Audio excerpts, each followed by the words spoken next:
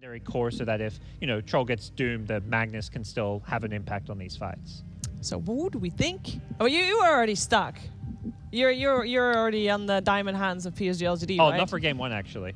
They're going to win. What? No, Paper hands? What is that? Come on, you can't just do that. No. They're winning it 2-1, Sheep. This is the dip, Right now we're in the dip, but I'm holding for game 2 and 3. They're going to win the series 2-1. Okay. I'm not selling. They're just losing game 1. Just deep value on this one. Game 1 draft, I like VP. So we're going to predict. So he's shorting a little bit first. Look, too many parallels. Right. I'm long on Doom. Give me a VP as well. I gotta go for VP as well until they have until they prove otherwise. I think they're gonna be very strong going into the first. Hi, this is Lorenzo from Dota Pro Games. On this channel, every day, we upload Dota games from pros like Arteezy, Paparazzi, Miracle, and many more. If you want to play like them and understand their secrets, consider subscribing to this channel. You will increase MMR in no time. Also, liking this video is free and will help me bring you more and more content. Enjoy the game. Thanks! When there's a mag in the game, there's always a chance. I don't believe that that's was the expression. old mag, I think. Old mag. When the Empower actually used to last for a little, like more than 5 seconds on you Alice. still get the RP skewer backs if you're losing. You can skewer people in your base. That's what Enigma's for these days. Yeah.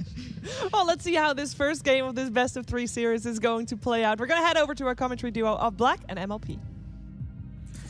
Yes, ladies and gentlemen, welcome back. We are here for our final series of the night between the side of Psg.lgd and Virtus.pro. And of course, I am joined once again by Mr. Black. Black, the panel, no faith in the side of LGD. I'm wondering how you feel about this matchup. Who do you think is the favorite? Coming into this matchup, I would definitely say VP is favored, just on paper, because of how strong they have been in the EU region. They were even the only team to be secret in the grand final. It's a big feat, But this draft in particular, I think VP is also a little favored. Like Doom is gonna free farm, Juggernaut should be free farming as well, and a single core draft like Troll Magnus gets pretty shut down by a Doom. Like it removes Empower, and it will be very tough for this Troll to really, as the panel said, find any relevance in this game. You weren't a big fan of the Doom pick either. You seem to not like Doom because it's a bit too easy of a mid lane hero. Am I correct? Yeah, Black? I mean, you do nothing, right? You literally just eat creeps, and your health regen will keep you at like full health the entire time. Unless you get scored into the tower, you'll never be in danger of dying. But, oftentimes the most boring heroes are the ones that win you games. Like Dragon Knight, like Doom, like Troll even. That's just how Dota is. Feels bad. Winning is generally fun. I would agree with that, John. Winning is fun, Excuse me, yes. Black. I keep calling you John. Sorry about that, Black. That's fine. I have many names. Yeah. The mid lane up to say is up against GPK. You talked about the Doom. You said it's a very boring hero. Into the Magnus, you've got a bit of skill potential back into the tier 1 tower, but apart from that, it should be a fairly boring lane, would you say, in your own words? Yeah, but Magnus also is one of the heroes that can really snowball out of control in an easy lane, which Doom can't pressure Magnus like at all. 0%. So I'm expecting Magnus to be doing quite well here for himself as well. And it should just be a trade farm lane. Nobody should be dying here until level 6 at least. Okay, fair enough. Of course, just looking at top lane. Oh, actually, skill back in the mid lane. JPK, look up a fair bit of damage. That's what I was just talking about as well. Nothing to say. He's going to be looking for those skill backs anytime he can get them. I think that's the one way you win the lane as well, just getting those skills. The bot lane. Bit of action there as well. Do see why. There, along with Arme, of course, up against the Lion and Mars. DM. This lane, the Troll seems to have a... Yeah, go ahead, sorry. I was about to say, I feel like the Troll's not going to have too many issues. Unless you get caught out by one of the stuns, you should be just fine.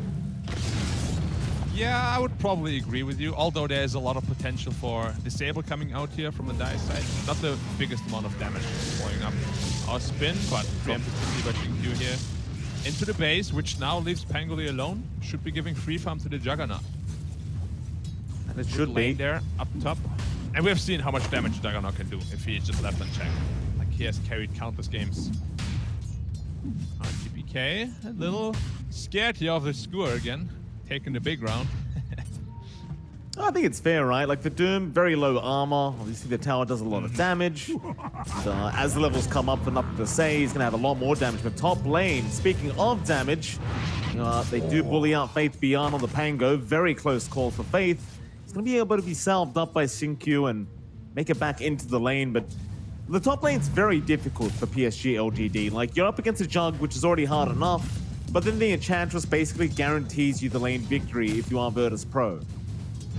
Yeah, Ench is such a lane bully, and especially with a strong carry like Juggernaut, it's almost impossible to lose this kind of lane. It's gonna ensure that Nightfall is gonna have a very good time here on this Juggernaut. And it's gonna be scary. Like, he's gonna be building into the Battle Fury, which is like the most recent trend. He's gonna be snowballing pretty hard. I think that Battle Fury is always the choice during the Major thus far. Like, I feel like just before the Major, it was always about the Maelstrom pickup into the SNY, but now the Battle Fury just seems to be the way to go. Like, more teams are just happy to be a bit greedier about it. Yeah, most of the time the standard build on Jug was like Midas, Maelstrom into the Saint Yasha. But yeah, as you said, nowadays everybody seems to be favoring the Battle Fury. Just be a little bit more greedy. And just in general, in big tournaments, most players are more greedy because teams tend to be a little bit more timid, you know? You don't want to make big mistakes that cost you the game potentially. So a lot more farming is involved generally. Speaking from experience there, Black. You heard a few Definitely. Like online tournaments, you know, you play some carry pudges and stuff, then it gets to LAN, suddenly your team doesn't pick you Pudge anymore, they pick you Anti-Mage, pick you Terrorblade, and you're like, why, guys? Why? Excuse me? Like, because it's why an important Anti-Mage? tournament, man. Who are you to complain about Anti-Mage? You spent half your career playing Anti-Mage, Black. I remember. I watched you for a very long time. I'm not complaining, you know, it's more like Pudge is more fun than Anti-Mage. Bot lane, stun out, no follow-up spear, but now the Shackles is out. Xingqiu making the rotation over, save. Can be slowed up, and that should be a first blood, unless the God's Rebuke might be enough. Save. He should be gone, and he is. Xingqiu does eventually get the kill. Very nice rotation from the Shaman. Yeah, the range treant, as we call him, hitting for like 90 damage every hit. Absolutely brutal. Good rotation here. Balanced. Leaving the Pango pretty stranded though, and giving the Juggernaut even more free farm. Mid lane, actually, I didn't notice. Nothing to say is dominating GPK here. 32 CS to 19. You were very confident that the Doom should have a pretty easy time, but I suppose with that level 3 in power, nothing to say. As long as you could just out CS the Doom, it's really not an issue. Yeah, like all Doom wants to do, why he's so popular, well, not popular, why he's strong in mid lane is you just outfarm the opponent, but it doesn't seem to be the case here. Nothing to say. Doing a fantastic job at CSing and really keep GPK quite shut down here.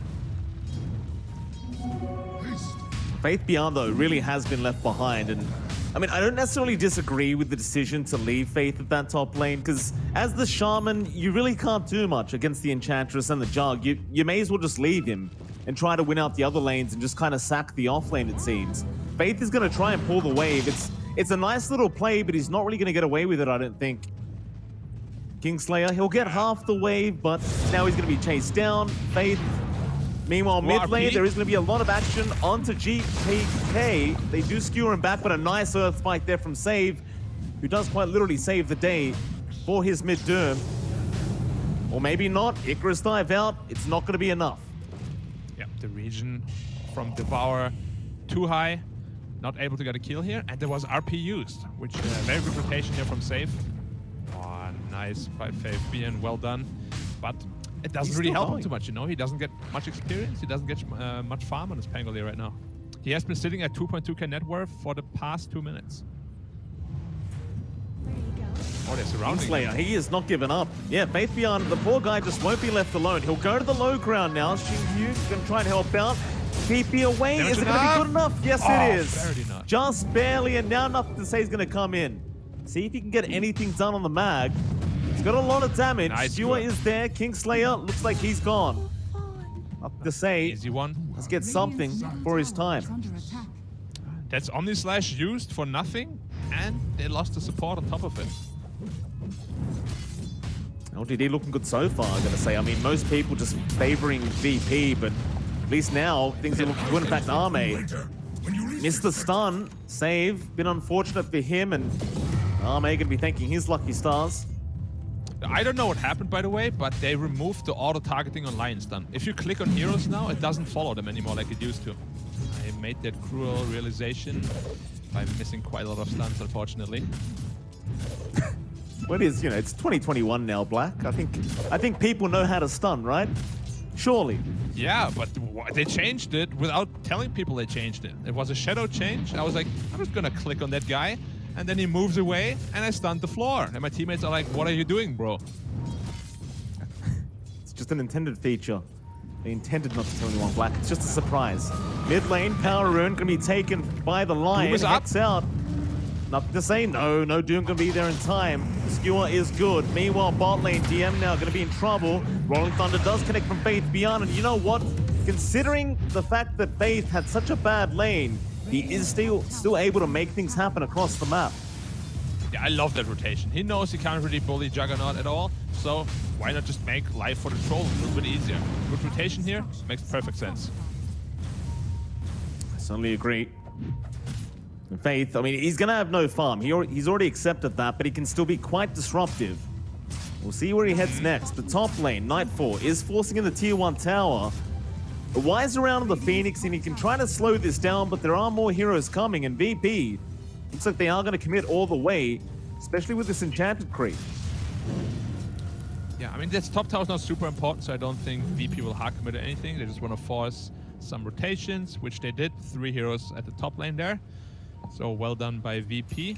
They really just don't really have an aggressive lineup. Like, the only initiation they have will come from the Mars, but he doesn't have the greatest game himself, so I'm expecting a very passive farm game from the VP side here. Of course, as we said, Juggernaut going into the Battle Fury. But that being said, they're smoking up to the bot lane. If Troll gets caught out, they have Doom available, and Lion is there as well. Well, Arme hasn't seen them yet either. The smoke not broken. Save. He can get in range for that Hex now. Arme. They know he's there. Get a big surprise for himself. There's your Doom out. He's got no help on the way. They've just allowed Arme to die. The chances are you won't be able to save him anyway. Nice rotation. Yeah, you always want to make sure you use that Doom as soon as possible. Getting one of the most important kills here. Xingqiu posturing very aggressively. He's all by himself, actually. Nice body block. He wants the 10-minute bounty rune. But yeah, body blocks are there by JPK. Now Save is going to make his way in. Kingslayer, he'll join in as well. And that'll be a dead Shaman. Xingqiu, he tried. Does not end up paying off for him. Very optimistic. I'm not gonna lie, it was, yeah, unusual from Xingqiu. Usually he doesn't go for these kind of very high risk, low reward plays. But, maybe feeling himself a little bit here. Why the hell not? Miss every shot, you don't take Black. Yep, on the stage, you gotta show your charisma, gotta show your flashiness. That's what it's all about. Nothing to say now. He's smoked up with Y. They're going to put some deep wards down. He does have an Invis rune, but they're waiting for someone in the mid lane. Now, DPK is going to show up, and immediately an RP comes out. No hesitation, nothing to say. But do they have the damage output? GPK. He's all right for now. Y, he's going to go even further, but now the Hex is there. Save. Again, with a great save with the Rolling Thunder. In from Faith Beyond. He's going all the way in for GPK. GPK could not avoid the Rolling Thunder at all. Meanwhile, nothing to say. He will go after DM. A 2-for-2 trade. But LGD, they only lose their supports. Virtus.pro losing 2 cores. Definitely very favorable for LGD. Yeah, it started off so weird too for LGD. They used Skewer RP as well as the Pangolier came in very late, but like, how did that end up going so well for them? Like VP responded very quickly, but they still ended up losing 2 core heroes, whereas, as you said, LG just lost 2 support heroes. Very favorable trade. A lot of time wasted here for VP, However, at least they have Juggernaut still free farming, so that's like, you know, there's silver lining there. But Troll and Magnus are both out farming the other cores quite heavily at this point. You know, with Arme on the Troll, he's going to have a much earlier power spike than the Jug is. That's the one thing, right? If Arme, if he can pick up a quick Battle Fury and just get involved with his team, maybe after the BKB, things could get quite scary for the side of Virtus.pro, at least the way things are going. Interesting item build here also by Arme. He's choosing to go for the Battle Fury, even though he already has the Magnus on his team. It's gonna be double greed. As we said, man, like, people in this tournament have been all about that greed and getting away with it. Very greedy. Like Battle Fury plus Magnus is you literally like 2-hit creep waves. It's gonna be ridiculous at which speed he's gonna be farming. And they're getting away with it. They're up by 2k gold. That they are. Bot lane, Faith Beyond. Say hello over to the Enchantress, but won't commit. Arme, he is gonna run into DM now. DM just kind of completely ignoring Arme. Now Sinq's going to come over, but they aren't going to be in range to hex up the Mars. LGD thinking better of it, won't initiate onto DM. The save was around anyway, so it probably wouldn't have been the best idea. It's going to be a very early LGD, they can still go for a smoke. They do have Smoke RP up. online again. RP online, Pango Roll online, Shaman Wards online. They have a lot of potential damage output here. And GPK might be a casualty again. Oh, another great RP. The ward really paying off for LGD. They get the Doom again. And it all goes back to that one ward on the high ground. Yeah, which is, it's quite interesting that VP didn't de-ward that after what happened last time. It's a pretty obvious ward spot. As you said, paid off again. Doom dying once more before his BKB timing. And now they're here to pressure the mid tower. Troll MVP already picked up his Battle Fury as well, but so did Juggernaut. But you will just see like Troll should be, you know, just flying off the charts here soon. With that Empower, with that Battle Fury, should be farming at an incredible rate. See how well Nightfall can keep up. So far, so good. Arme definitely looking to start to escalate. He's already queued up the SNY on that Troll. Pretty standard stuff. I imagine the battle, the BKB comes right after. But you can fight with the SNY quite effectively. Yeah, SNY is just like so good now that it gives 25% status resistance. It got buffed up from 16% previously. It's an amazing item. Goes very well with his lifesteal, provided from the ultimate, of course, which also gets increased by it. It's just overall a perfect item on Troll. Gives him tank ability, gives him mobility, everything he lacks and wants. Big smoke up. VP. Trying to loop through the mid lane. 15-minute bounty runes do spawn up. They're going to just kind of let go of this smoke now. Maybe just try and find another opportunity. It's very problematic here for VP. Like, their lineup is not, you know, they can't do anything until they get the Blink Dagger on the line as well as the Mars. Mars already has his Blink Dagger now, but they don't really have a whole lot of follow-up opportunities. Very passive lineup, very passive playstyle. Mars. Mid lane, they've got the spear up. Very nice initiation from DM. That'll be White gone. Maybe he can get the egg off in time. No, he's gone. Sure. Now the arena is in. DM locking them down. Not going to be quite enough. Nightfall though. He got the Omni onto Sinq. He kills off the Shaman. He will not say he has an RP very soon. In fact, he has it right now. Just needs to find the moment. DPK being caught, but he does throw the Doom out now onto Arme. The Troll can't battle Trent. Magnus jumping right in onto save. It is not going to help Arme. He is still alive, but eventually is going to tick out. The RP never really happened. It was very unfortunate. He wanted to score the line into the rest of the team and then RP, but Lion preemptively used Earth Spike on another hero and nothing to say, got clipped on the by the corner. Was very unfortunate. Otherwise, I feel like this team fight might be looking very differently, you know? There was a perfect setup for like a 3-4-man RP if you get that skewer. Fortunate stun here by save. Or maybe it was planned, you know? Maybe it's a 5-head. We don't know that. Never know. So you can, again, go for another smoke if you're LGD. You know how the ultis are down on Virtus.pro, and you've still got that RP to play with. They are still very strong against the lineup VP here. They're not behind by any stretch. Yeah, Doom is on cooldown, which is one of the most important abilities they have. So I wouldn't mind another smoke up just to kind of invade the jungle, get the deep wards in, be able to pick off the Juggernaut with that RP potentially. Who's also going Saint Yasha? The carries just have mirrored item builds, like completely mirrored. Oh, they're actually going to the Roche pit. Okay. All right. I mean, VP should be able to fight. And of course, LGD also knows this. They have Pangolin, they have Shaman Wards, they have Troll, some of the best Roche kills in the game. Very easy for them. LGD, of course, gonna get it for free. What is the best counter to Doom? MLP. What is it, Black? Tell me. And Ages of Immortal. Wow. You get doomed, and you come back. And Doom is on cooldown. Who would have thought, you know? You ever considered going pro in this game? You might be good. Yeah, I mean, I thought about it a couple of times. But, you know, I'm choosing to take life slow. I'm a very calculated person. I'm gonna calculate the risk. So they've got the Aegis now. They've got a pretty decent power spike on pretty much everyone on LGD. Virtus.pro probably not going to be too interested to fight, but they might have no choice because the Rolling Thunder are going to cancel the TP of their Kingslayer. To be in. Yeah, just goes bong, bong, bong, bong, and Kingslayer is gone. Just a +5 though, but still a good effort here by LGD. Find him in the jungle and pick him off. Still a good chunk of gold.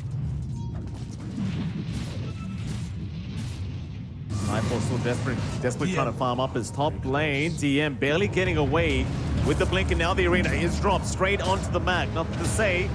Been trapped in. Doom available. GPK wants the Doom, but a nice illusion rune to pop. Nothing to say. He'll be fine. GPK will get the tip and back out. Yeah. Wonder what he tipped him for.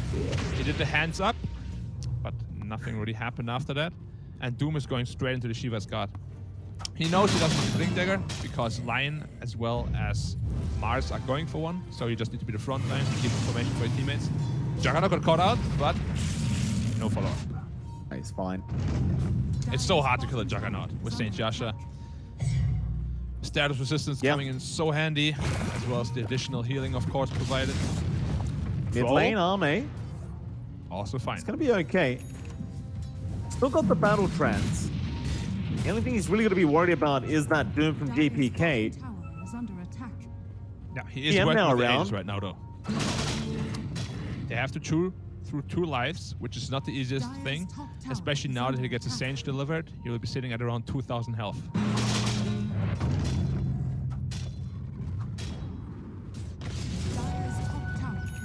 Army's going to take over the triangle of this dire side.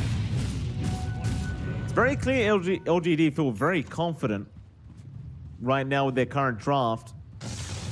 I do like this as well, right? Up against this Jug. Sorry. I mean, they should feel very confident right now. They are 4k gold up, they have Aegis, they have a Magnus RP, which goes, of course, through the BKB, through the spin. They have all the tools they need to be able to deal with this VP draft. And maybe they're going to go for like another tower here. Choosing to play it more defensively, just want to farm it up. Because honestly, you're in no rush. Magnus, as well as Troll, are super good late game cores. You have Shaman who scales very well into the late game, as well as Phoenix. Like, your draft is designed for late game. No need to rush anything at all. Front lane, wards going to be dropped. Casually. You have one person come over, it'd be GPK. He'll come clear up a few, but certainly so. Arme on the front lines. Who are they going to find? Who is the unfortunate player? It could be the Juggernaut. It would be the perfect catch, but Kingslayer is smoking them perfectly done. Yeah, really good positioning from Kingslayer. Can they find anyone else, LGD? Not quite. Oh, nothing to say. No, he gets one. RP into the skewer, and they just pop the battle trance. Nothing blown to up say. so fast. Absolutely. And now Faith beyond. He can't even more DM. He'll get to the high ground, but my goodness. Nothing to say. He has a plate mail. He's a Doom. He has BKB. He died so damn fast. Like, he died before the stun was even over. This Troll with Battle Fury and Empower hitting for 250 damage already.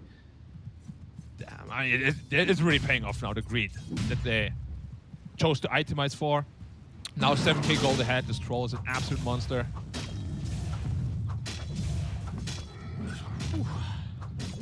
I never expected Doom to die this fast, gotta admit. Like, he has 2,000 health, a plate mail. I thought he was gonna be way more tanky than that.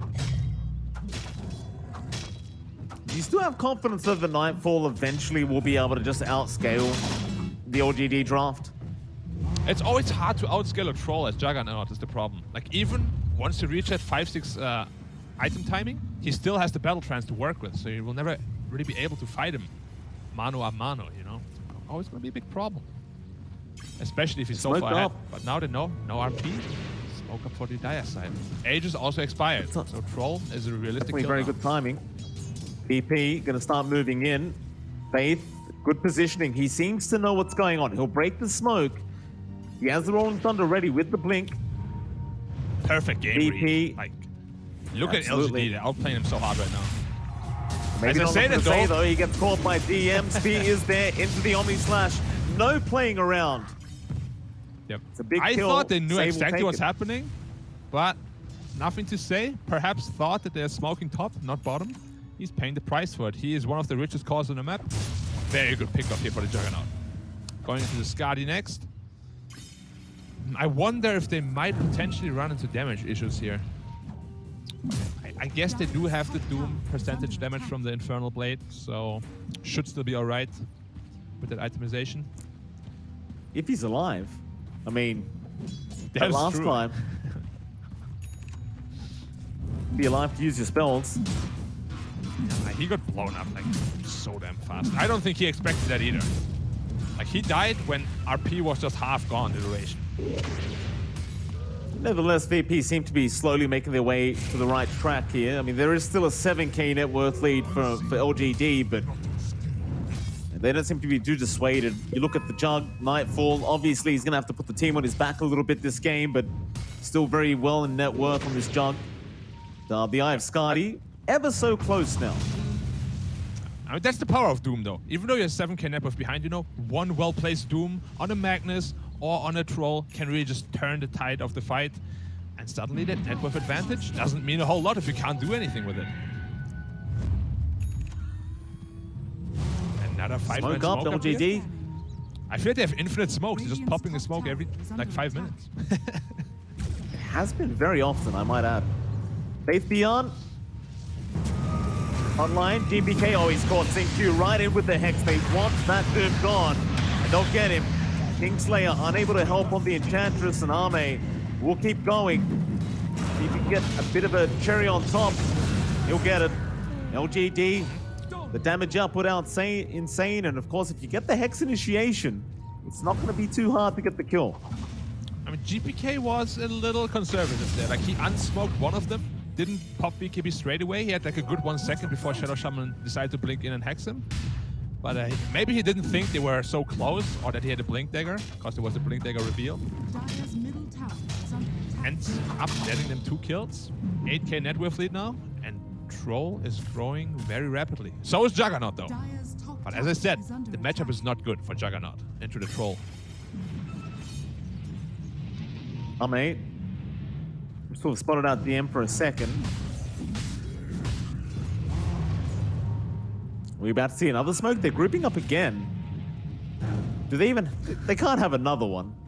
They don't. I feel like I LGD. haven't seen a single move from either team without a smoke so far.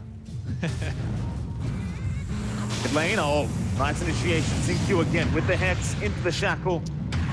Rolling Thunder with the Sun Ray will be enough damage. Arme not even needed. The power of Shaman.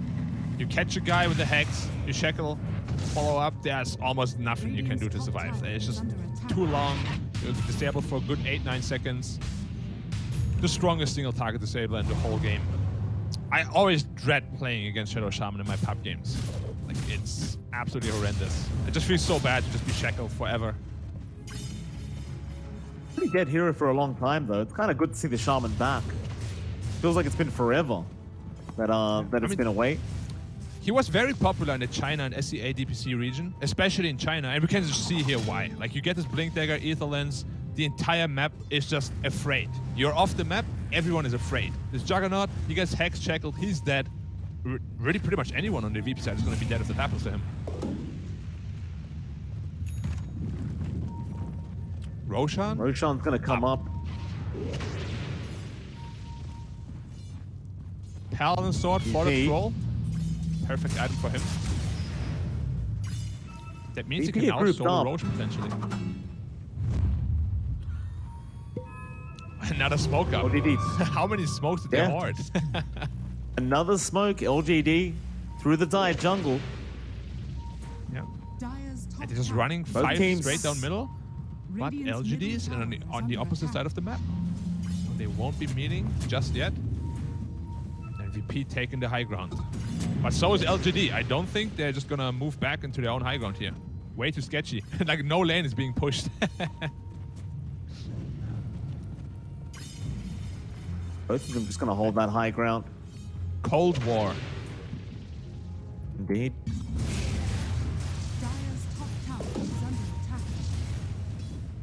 Both seem to know the Roshan's already up.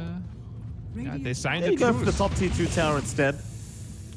Yeah, it's gonna be a tough There's fight still for VP objectives to here. be taken. Certainly. Like the top tower is gonna fall to the Shaman wards. I fall. Oh, he just Stop the Roshan Roshan. on Juggernaut actually. Alright, very brave. They don't have the fastest Roche lineup and LGD is right in the neighborhood.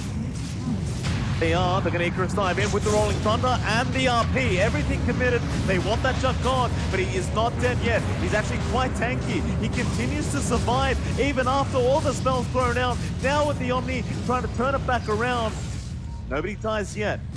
The right side, or on the left, they are going after Arme. The Troll in trouble, still alive, can battle Trance, and now will right onto Nightfall. He'll get a kill to the Phoenix, but he's being chased down by Arme. He'll be fine, but no, Xingqiu's there with the shackles holding him down, but nobody's there to follow up Xingqiu. Now with the Hex, can still hold the Jug. Nobody's dying. DM goes back in for the spear. Earth Spike out from Save. They will kill off Arme. Very a lot of extended buybacks team committed fight. by the Radiant, and they still lost the team fight. It was such a messy fight for them. The 3 went into the pit. Troll can't follow up. He doesn't have a blink dagger himself. So they went in without their biggest damage dealer, and they just couldn't kill the Juggernaut, who had a healing ward stationed outside the Roche pit, healing him up throughout the entire duration of all these stuns. So well Spear out. Then Port Y again. He glimmers, but it's not going to help him. Not underneath the dust of Virtus.pro. That was a dieback indeed, Black. Into the Roshan pit again. Without the Phoenix. Yeah, should be a free Roshan for VP, taking out the courier as well. And this is Aegis and Cheese. VP suddenly back in the driver's seat.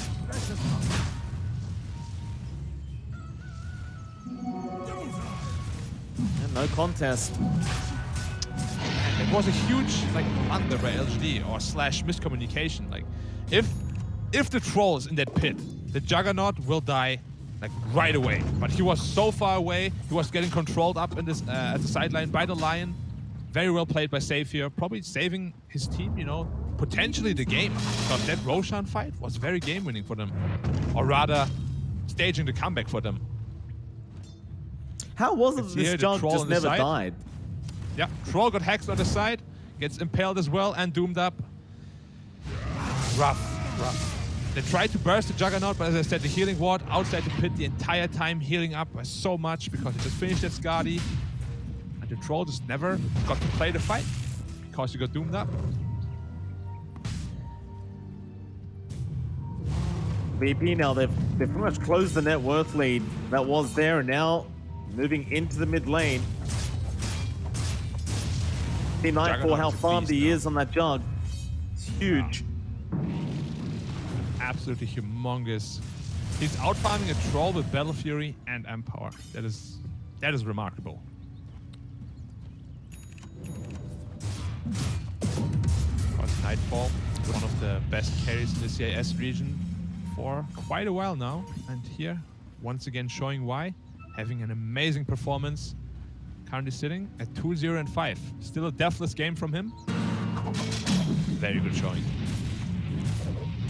Yeah, I mean, Ahar got away from the Ags now, and that's when it's going to feel much harder to go into VP once that Ags is up. And that's the timing you talked about earlier. Eventually, VP will be a bit of a powerhouse with this draft. Head down to the bot lane. They'll start on that tier 2 bottom tower. That's just the biggest problem, you know, like Satanic was nerfed so it doesn't give status resistance anymore. Now, St. Joshua is the only item that gives status resistance, as well as Titan Sliver, which they didn't find. So this Doom on the Scroll Warlord is gonna be absolutely game winning. It's gonna last for 12 seconds where he can't BKB, can't battle pass, he just can't fight. So a 19k net worth hero is just taken out of the fight completely, and there's nothing they can do about it unless they burst the Doom.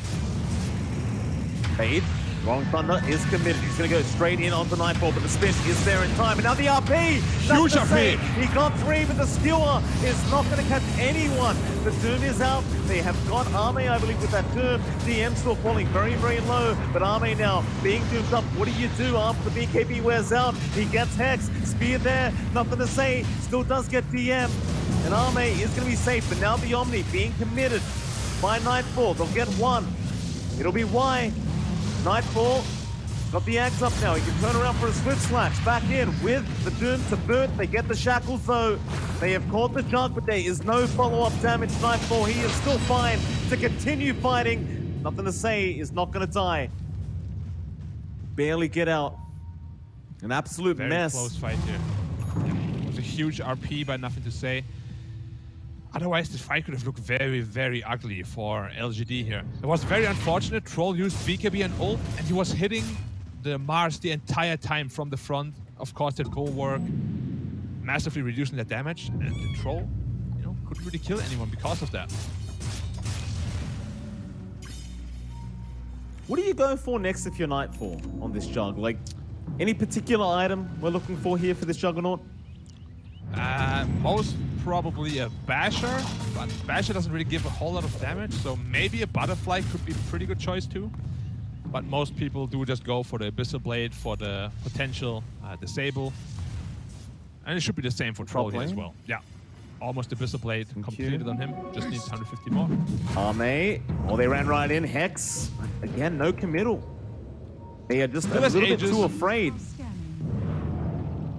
I mean, he's sitting at 3k now. It's an incredibly hard kill.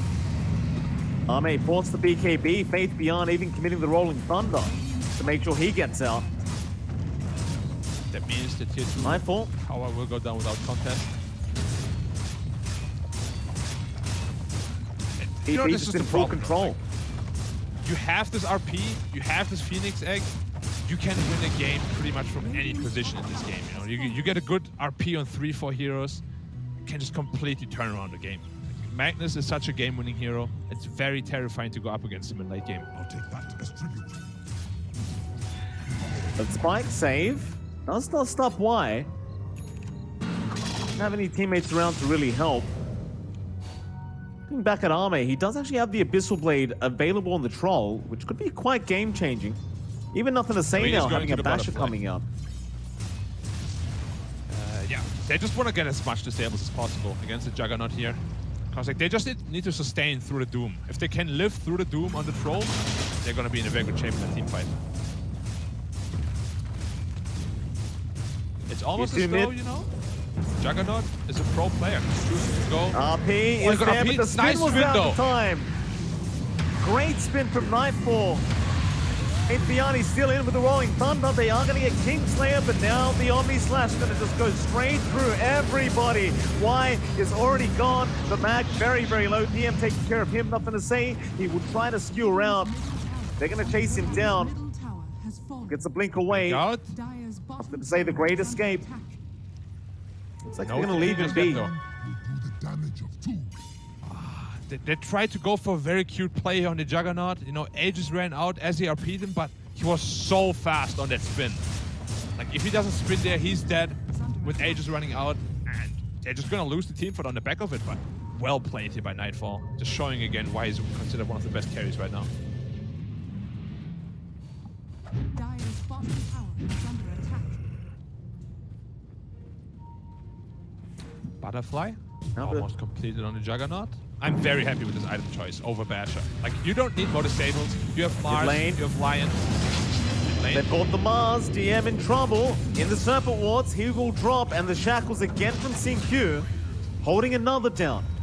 Zame gets a VP double did not kill now. expect this.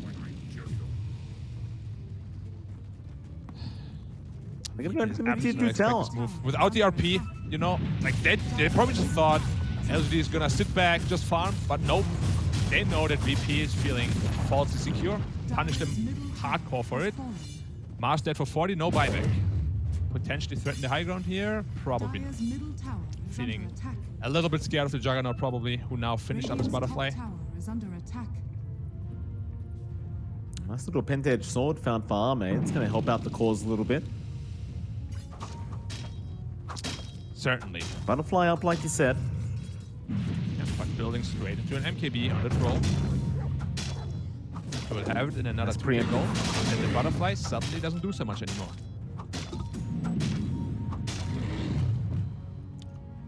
And troll is gonna hit so damn hard once he has an MKB. Like one Abyssal Blade could just kill anybody on the VP side. Love the fact that Not to Say did actually find a ninja gear on the Magnus now, so he can really just sneak around the team fight to find that really perfect RP. It's gonna go pop it now, try and push out that top lane. Meanwhile, VP just sticking around together, so they might go for a smoke up. Oh, They have Doom one. found a timeless relic. Oh my god, it's gonna be so Amazing. huge for his Doom duration. Probably the best item he could have Even- possibly found. They've even got a telescope and somebody else to, save, just to really add that range. JPK will enjoy that too. Into the Roshan. Incredibly scary right now. Like if you're LGD, there's so much potential disable coming out. From Mars, from Doom, from the Lion. Smoking up 5 man into the pit. They know they're doing Roshan. Radiant's courier has been Where is killed. gone. TP.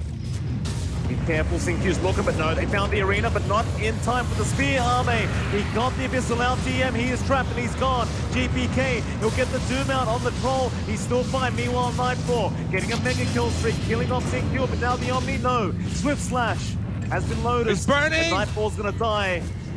Kingslayer trying to run. It will be another casualty of war. No DD, a 4-for-1. And I think that's a pretty easy Roshan for them now.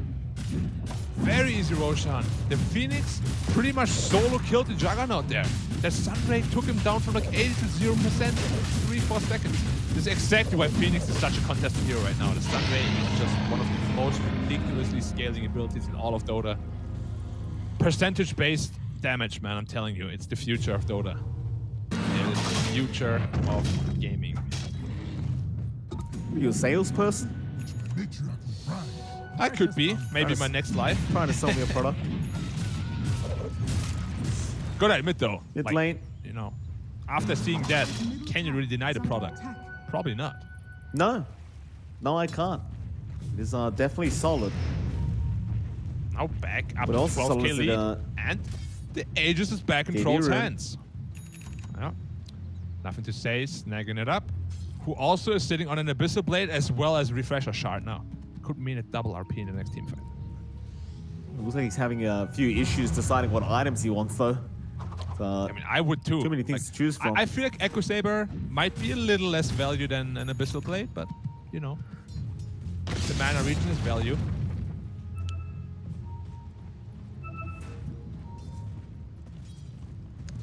Do they have another smoke up? They don't. do have a ninja gear, but that's about it. They're just waiting for RP to go off cooldown. Double damage rune activated. This double RP could be so game winning for them. VP might be the ones to smoke, and yeah, they get it done. Smoke up into the mid lane. They're going to see Faith Beyond first. Nothing to say. Going to have his own smoke broken. Sun ready to start. Now the Abyssal into the steal on the second Abyssal. The RP, everything committed. Nightfall, can he survive through it? Another stun, but he is still alive. Nightfall will spin his way out. DM, he'll be the one dropped. Nothing to say. Does kill off save, and GPK will go down a boot. Somehow Nightfall survived all that. I guess that's No one buyback on positive Doom. for VP. No It DP, is a they got high positive. ground. But they still have another RP, so the same thing can happen again, just this time without the backup of the Doom. Have to be so careful. Oh, what a their shackle. shackle range! Look at the arms! Long! Damn long! He's been playing stretchy arms for too long. Long arms indeed. Did Retail to go down, Arme. The first racks of the game. Yeah, they don't No want to fight into contest. this. They know that Doom has no buyback now, I think, because otherwise VP wouldn't be playing so scared, you know? So they're just gonna go for a second side here. Lincoln Sphere up, as well as Lotus Orb up as well. Empower Troll at this stage is just hitting way too damn hard. They need to get a Doom on him, but still, he's running that Aegis. Lane of Barracks, LGD looking very powerful. 25k net worth lead after all of a said sudden, and done. Like just 5 minutes ago, it was like pretty much even, and now suddenly it's all LGD. This is just a problem in late game, you know? They have 2 Abyssal Blades, they have RP, just so much disable through BKB, through the Juggernaut spin. Like, he's never really gonna feel comfortable fighting this game. Like, he has a ton of net worth, sure, but if you can't hit anyone, it doesn't mean anything.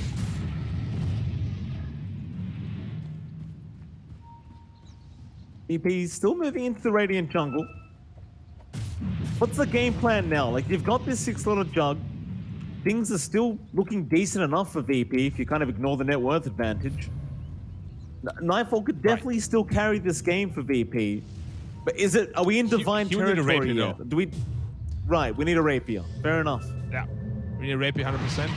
And they need to get a Doom out on a target that has no Aegis. They want to Doom the Troll without Aegis, but it's still up there for 1 minute, and they're looking for the next fight. This fight could potentially end the game for in LGD's favor here.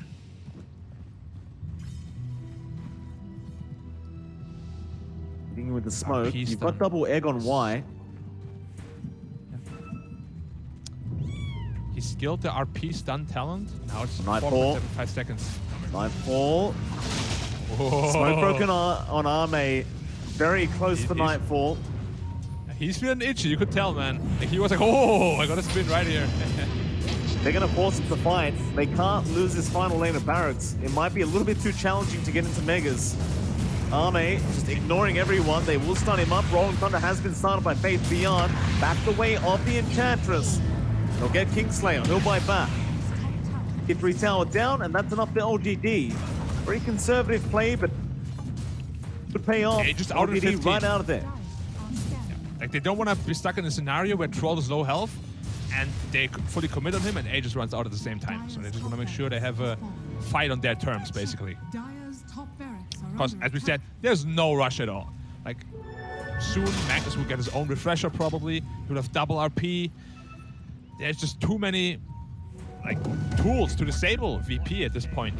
Like, Juggernaut is the only damage dealer, and he's just permanently getting disabled in team fights.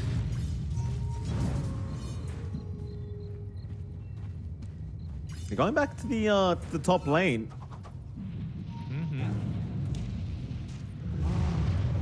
They won't commit anyway. They could probably just wait out the Serpent Wards and everything else. Yeah. They could also just continue building up the net worth lead. Like, they're no rush here whatsoever.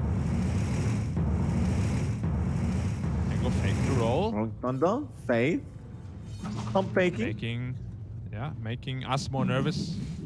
I wonder if we're more nervous or his teammates. Is he gonna go in? Is he gonna go in? Nothing to say. Sweating next to him, you know, sweating buckets. I'm sure everyone's fine. I think they'd be more stressed than we would be, Mr. Black. Appreciate the Well, I would concern, hope though. so, because there's not a whole lot on the line for us. Definitely not.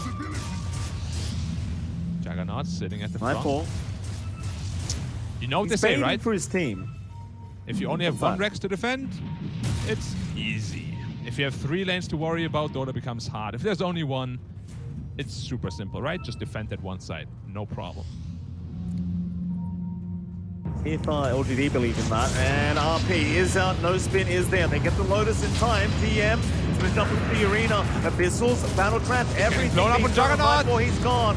He can buy back and will commit it, but they've lost TM. They'll probably lose another. And there goes Kingslayer. GPK is just trying to run, and well, Nightfall has been hexed once again. GPK is forced to throw his body Nothing he can do. at the side of LGD to protect the junk, but the GG's called. And LGD surprising everyone. pulling off the game one victory. Yeah, it looked like the game was slipping a little out of the hand, you know, after that Roche fight, but staying calm, taking another good fight at the next Roshan, taking back control of the game. Really well played here by Psg.lgd, and they're looking very solid. Initially, I thought, you know, VP would outplay them, but maybe LGD is actually on par with VP at this point. With that, we are going to see what they think about LGD taking game one. What do we think about how LTD did in game one? We think it's pretty good. We think it's pretty good Dota being played here on the main stage of the Singapore Major here with Tsunami and Gods. And we all were wrong. Doom did not work out.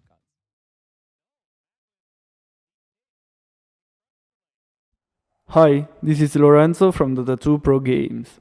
On this channel, every day, we upload Dota games from pros like Arteezy, Paparazzi, Miracle, and many more. If you want to play like them and understand their secrets, consider subscribing to this channel. You will increase MMR in no time. Also, liking this video is free and will help me bring you more and more content. Enjoy the game. Thanks. Nightfall was trying his damnedest to carry with that Juggernaut, but eventually just Troll was just past the point of no return. Look at that healing ward, by the way. Yeah. Full duration healing ward. That is the absolute Juggernaut dream. Like, look at that. It's just sitting there chilling. So good. Being a little cat. Perimeter. Guarding it, yeah, and overall the team fights, it was tough. So they needed big plays like that to win these team fights because Doom was constantly, the Lotus Orbs were amazing from LGD. I was seeing so many Earth Spikes be reflected. Doom was getting reflected at least once or twice, and just as a discouragement, VP was very, very uncomfortable targeting anyone. And this has been one of the big common themes between the teams from China is this big team fight because it's Pango Ultimate, it's Phoenix Ultimate, and then Magnus Norm. We haven't seen the Magnus, oh well, we did, but in kind of a gimmicky game, but it's always this big team fight synergy that they're going for, and on the VP side, they had some good fights, but overall it just felt like they were outgunned every single time there was a 5-on-5 clash. Yeah, I think also maybe there was a little bit of a draft issue because obviously the arena is nice, but that's all they have. Yeah. They don't really have anything to synergize with that per se. I guess you can spin on a target that is attached to a wall, but that's kind of where it ends. Yeah, and that's all just from the core.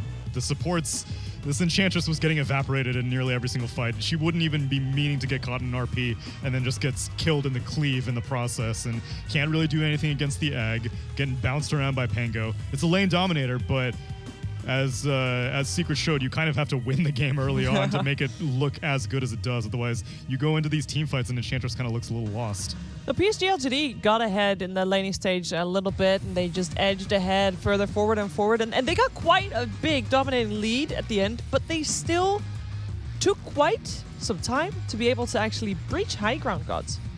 Yeah, they did. I think it's respect. A bit of respect, definitely you could see there. They're just looking to drop some surfing wards, poke the tower, then back off. It was kind of that clean, let's play it safe. We saw it a bit from like EG earlier today where they knew their draft wasn't going to fall off. They weren't in a rush.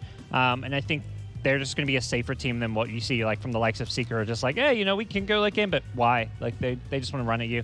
Or roll at you. Yeah, roll at you. In the case of Faithion.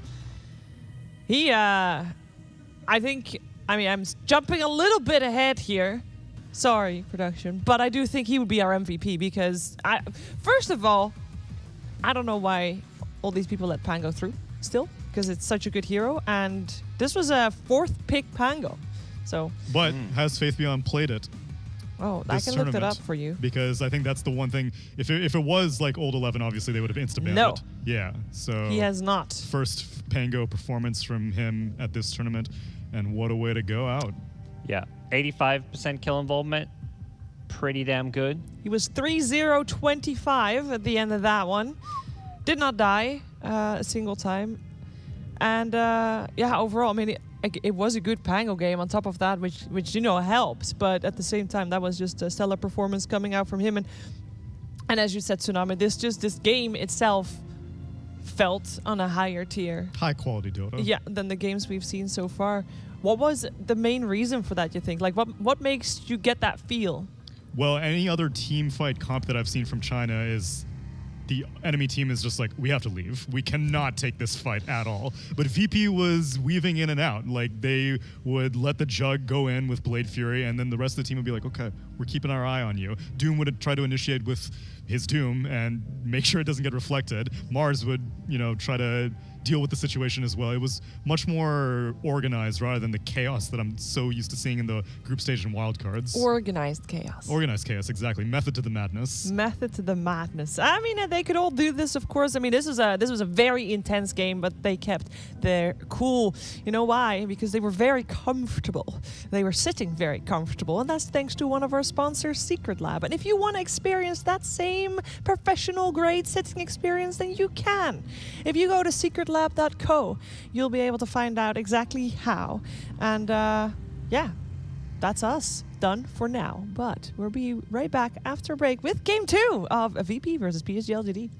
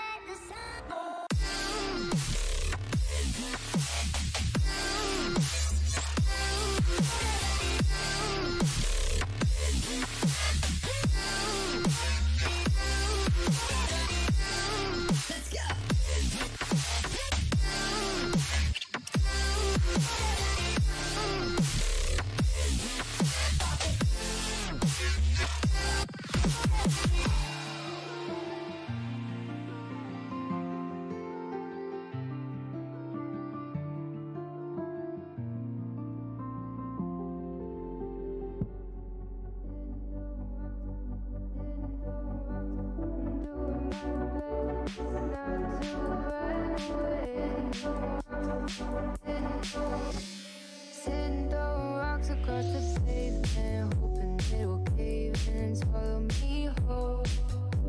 Wonder why my mind keeps on spinning. This isn't how living to me was told.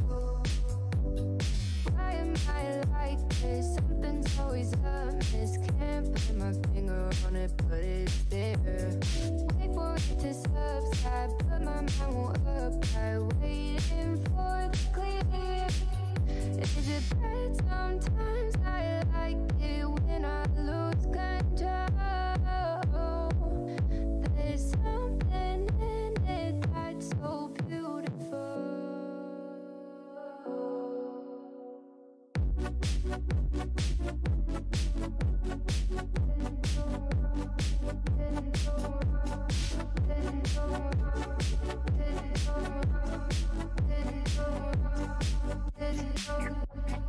Listen, I can see the light,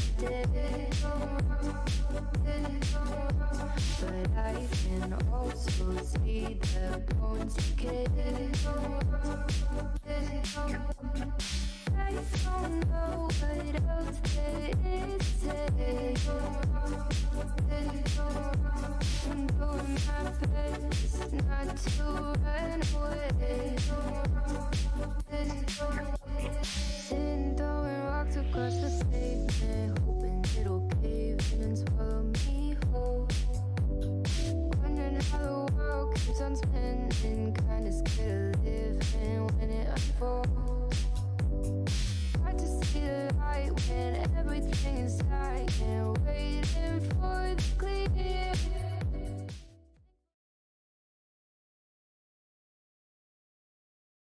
Welcome back to the One Esports Dota 2 Singapore Major. You're joining us in our final series of the day. This is all upper bracket today, and right now we're in the middle of a series. It is Virtus.pro and Psg.lgd that are going head-to-head, and Psg.lgd has already managed to take the first game off of VP, and we're going to find out if they can 2-0 sweep this, or if VP has something to say about that and forces that third game out here with Tsunami, with Gods. Guys, this game, the first game, I want to just highlight, in case anybody missed it, some people might have just joined on Virtus.pro, coming out of their region as the top dog. They have not been tested. They went 7-0. They are absolutely top of their region. But is that enough? Not to China. Not to China, because Psg.lgd, they came fourth. They had to play tiebreakers to be here today. They almost weren't going to make it at all, and then they had to go through wild cards, and then they had to go through group stages. Still made it to the upper bracket, and looking darn good doing it. We're in the draft as well for game number 2. What changes do we want to see made? Like, was it a specific hero combo? I saw some people saying that they really like the Shadow Shaman coming out as well. Because we talked a lot about Shaman. He was picked third this game, so I'm not imagining him being picked in the first 2. But is that something to be wary of? Is that something that's bannable? How to fix the issues? I think the Shaman was solid. I don't think that was the problem hero. I think the overwhelming team fight that, VP, they played really well into and executed around it amazingly, but... Yeah, I'm more worried about the Phoenix. Yeah. Don't let LGD get Phoenix, although I guess they already spent their bans, but like Phoenix, Elder Titan, the team fight supports. Shaman's a great support, but he's more single target focused. He can provide control, but he's not going to single-handedly win a team fight. Serpent Wards are just nice, but they're not groundbreaking. I want the big ults gun. I want Supernova gun. I want Earth Splitter gun. I think the Shaman is replaceable with the Lion. I feel like they achieve very similar things, and exactly as mentioned, the Phoenix gets snagged, not given to Psg.lgd. I think VP probably wanted to first tour with the Mars, but Psg.lgd, they've been seeing Mars Phoenix for 4 days straight. They know what that's about. So they can Mars now on LGD. Unless they prefer Pengo, I don't know. I mean, they play Mars on multiple positions. They might as well pick Mars and Pengo if they want to. That was, last game was their first Pengo, or first Faith Beyond Pengo game. Yes. And so it's not a particular soft spot for them. And we saw Mars Phoenix lose early today. EG defeated it game 1, I think, against Fnatic. The key was lots of BKBs. There's First Spirit with a BKB, a Beastmaster with a BKB. So you can just run out. Or built-in BKBs, Lifestealer Juggernaut. I'm not sold on Lifestealer. after Thunder Predator was kind of lukewarm on the hero, but Jug definitely probably. So I was starting to. I'm not going to do any more stock analogies, but I was getting hot on Terrorblade, and I was like, oh, this might be the carry of the tournament. But I think Jug has just proven to be way more consistent, way more pickable, and not ban-worthy generally. Yeah. The Monkey King we're always seeing banned. The other primary carries are being targeted much more, but Jug's slipping through. Race King was one of the most played for Nightfall during the DPC League, but I also think that I mean, all those stats are a little outdated because it was for a lot of teams, it was very highly coveted, and then during the wildcards and the group stages, the hero kind of got ignored. Yeah, I think Wraith kind of sucks now. Okay. Sorry, Wraith. Quickly. Sorry, Race King. Yeah, well. It's kind of playable, like that minus Radiance, but it just feels kind of slow. And like we saw the Secret game, they could have gone for it, but Abaddon was just a better Wraith King that game with minus Radiance because he had the kind of invulnerability of his ultimate That's and shield. Matumba, man. I don't know if that counts. Yeah. LGD just bust out 2 cores, first 2 picks. They get the puck, they get the troll.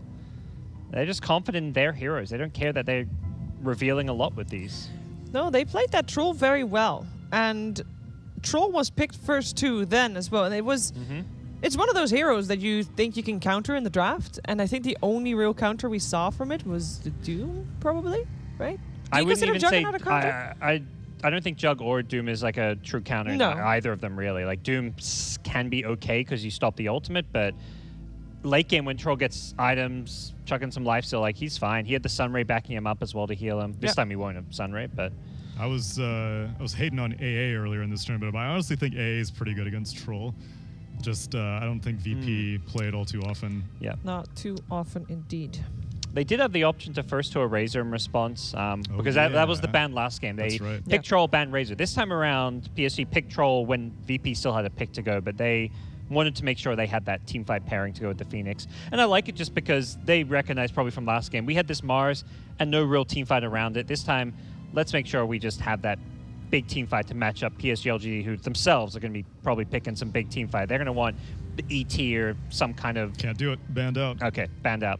No ET. And no Jogger either. What are they going to want? Banned out by Psg.lgd themselves. Yeah.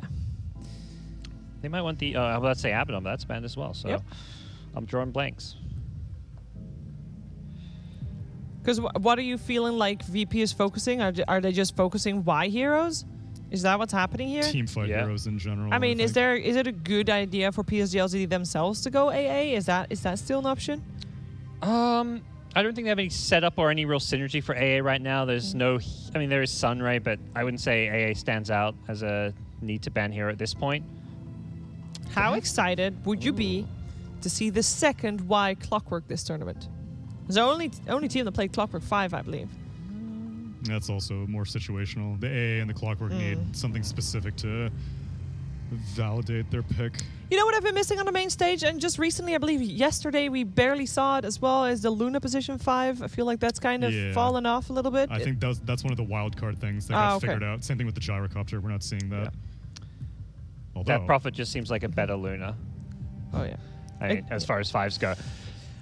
Would agree with that, and to be honest, I kind of forgot she was still in the pool. Yeah. I kind of expected her, I kind of expect her to be banned or picked first all the time, so during this phase, I kind of lose track. Although maybe a Faith Beyond Death Prophet. Not necessarily guaranteed to be Y. Picking 3 cores to start your draft, definitely a bit odd, but I would lean towards support. I think they just, even though PSG haven't really been going to that support Death Prophet, I think they just saw these support bans and they're like, well, what's one of the best supports left? Death Prophet.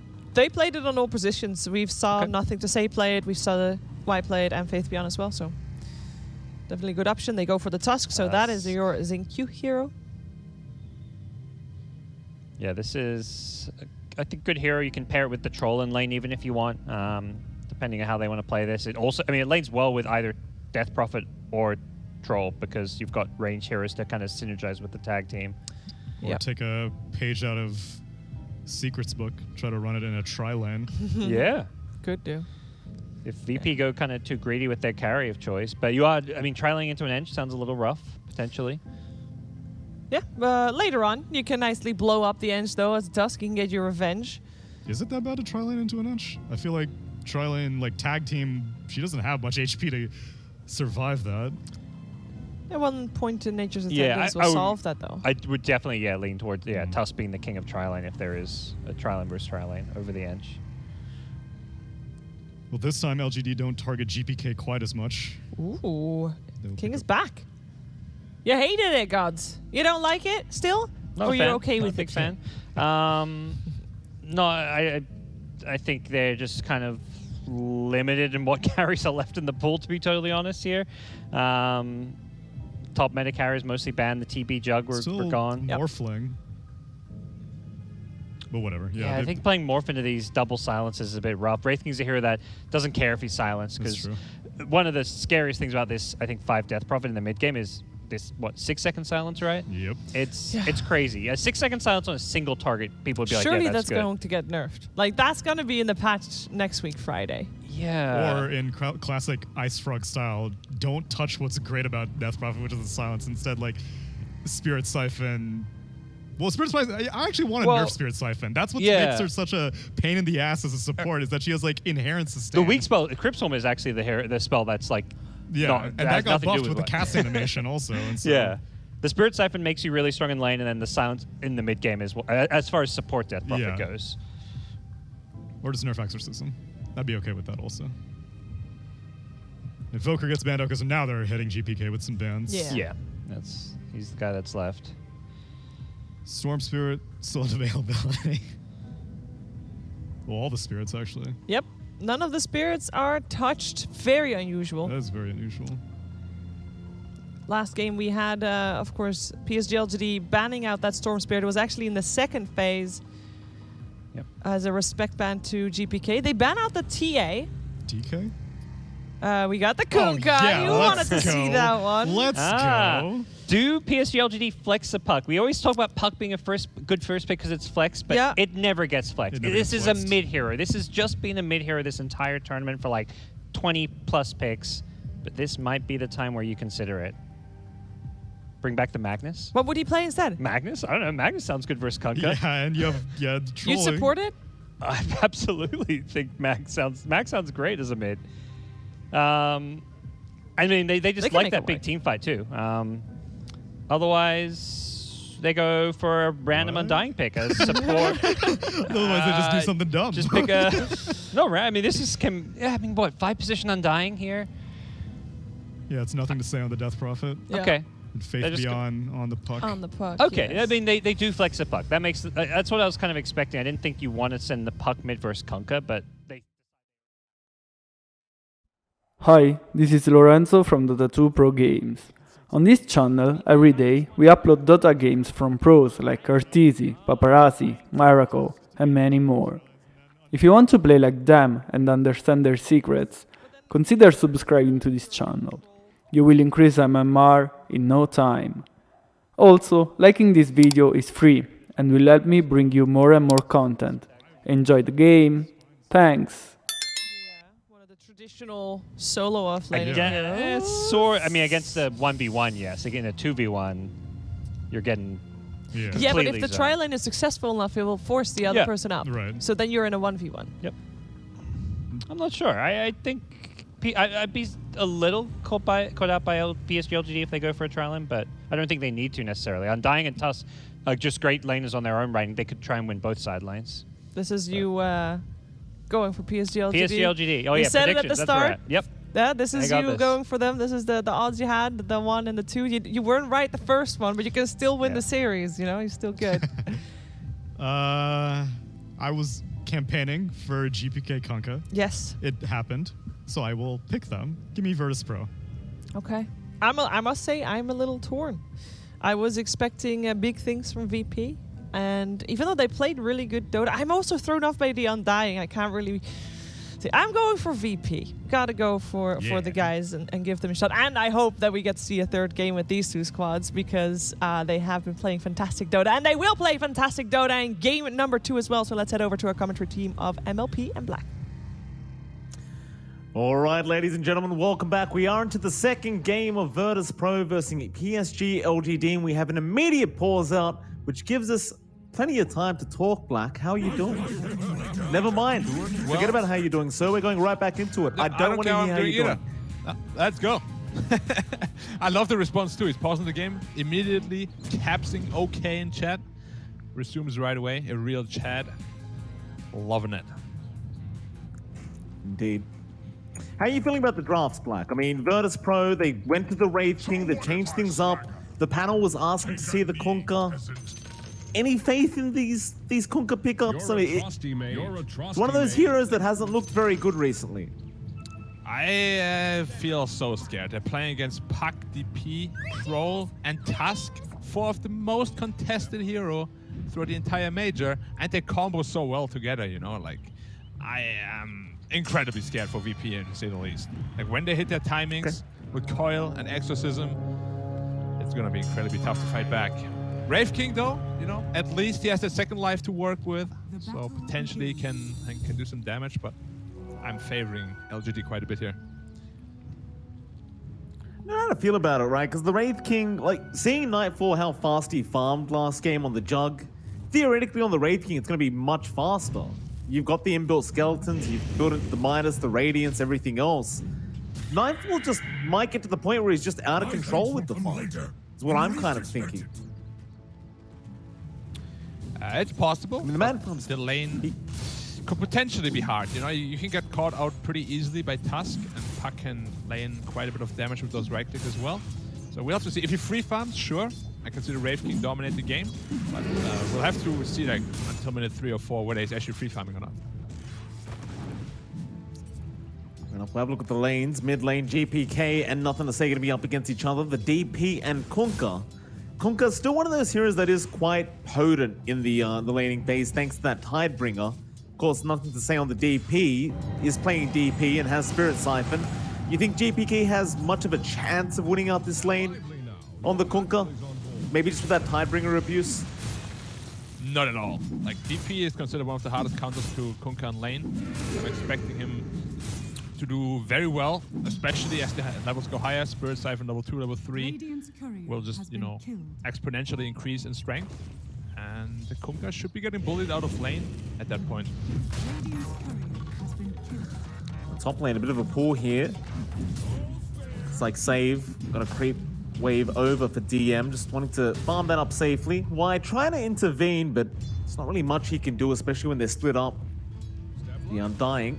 You don't have the sand. Yeah. Undying actually being the last pick of a draft. What a time to be alive. Last time I've seen it, I think, was almost a good year ago. But it's a perfect pick here against the Phoenix as well as the Mars to secure the lane for the Troll. Makes perfect sense.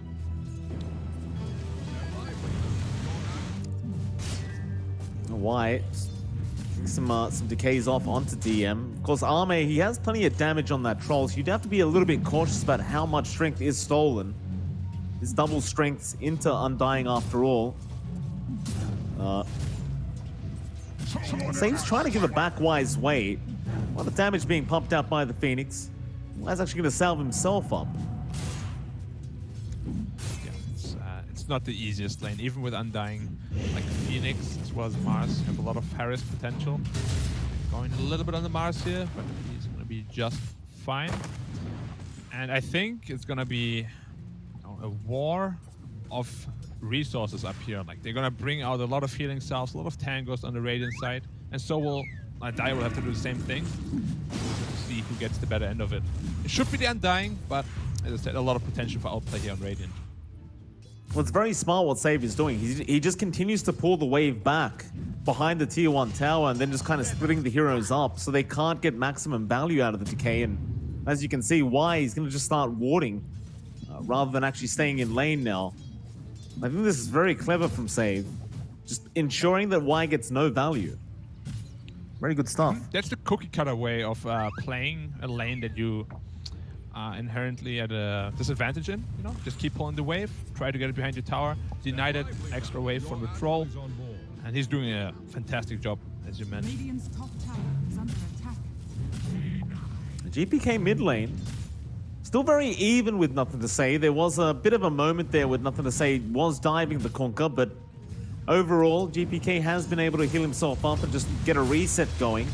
So far, so good for Virtus.pro, I've got to say. I mean, I really did expect the DP to have a bit more of an advantage, but it hasn't really been the case as of yet. But I say that, Xingqiu's here now. It is only to protect the Arcane Rune that Nothing to Say, of course, does what? Gets the full bottle now, and well, maybe with the Arcane, things do get slightly more hard. Especially level 6 when he hits his Exorcism. A lot of potential for a kill, especially with a task rotation.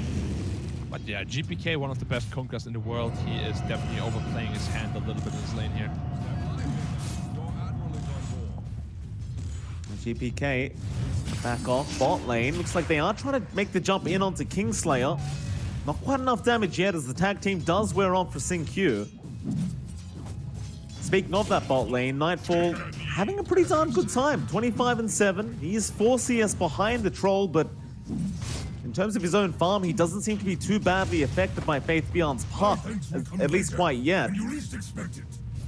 Just judging by his farm now, he should be good to go eventually into the jungle and just kind of free farm there for a while. Yeah, we'll have to see what item build he's going for. Probably just the casual phase boots into the Glove of Haste Radiance. He wants to get his Radiance timing up ASAP, skipping the Midas. So I like the decision quite a bit. Yeah, I'm a bit afraid for the Mars, to be honest. Like, he's getting pressured quite a lot. At least he's still getting his levels. Once he's level 6, should see some rotations from him. DP, Exorcism with a Cane Rune pop. Torrent not going to connect. Nothing to say. We'll just keep sticking around. The siege creep not actually attacking the tower right now. Unfortunately for LGD, but now it will. Does lock on. Nothing to say. They're going to try and dive the DP, but the Spirit Cypher's just keeping him so darn healthy. Snowball in there from Xingqiu. Not sure about that one. Now the rotations are in from their Wraith King Nightfall. Trying to get a kill onto this DP, but Nothing to say. It's still way too fast. Nightfall cannot keep up. And they've almost lost that tier 1 mid. They will have to deny it here. Will get it as well, but it's a very early mid tower, minute 6, that's gonna open up the map massively for LGD and their rotations. It's a huge win. And we can just see the problem with Kunkka against DP. DP reached level 6 first, Kunkka not even 6 yet, so not able to defend that tower, and they made perfect usage of that timing. Oh, mate. DM's gonna try and chase him down. There's no arena up yet. Spear off the mark. Easy sidestep for Arme. He's going to head down bot now, and I guess they just get started on the bottom tier 1, right? Like, there's nothing really in the way of stopping them. It's kind of like you said, the Kunkka really not having that much impact yet. Yeah, you don't have the Exorcism, but you can still just force down that tier 1 bot, and there's not really much that Virtus.pro can do about it. He has board available, so could potentially mess them up quite badly down there, but Mars is not level 6 yet. Like, he'll still need half a minute, and that might be too late to defend the bottom tower. Then if you lose bottom and middle this early on into the game, though, your Wraith King is gonna be in a whole lot of trouble.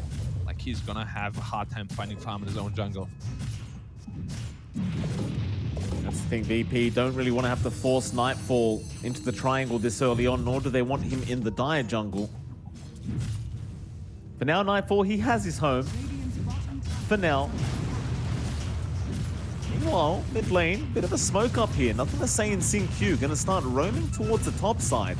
So it looks like LGD want to commit to the tier 1 bot and then try to make a team fight happen up the top lane. And perhaps use the top tier 1 to actually just allow everyone to rotate in, as they have started on GPK. Very low here.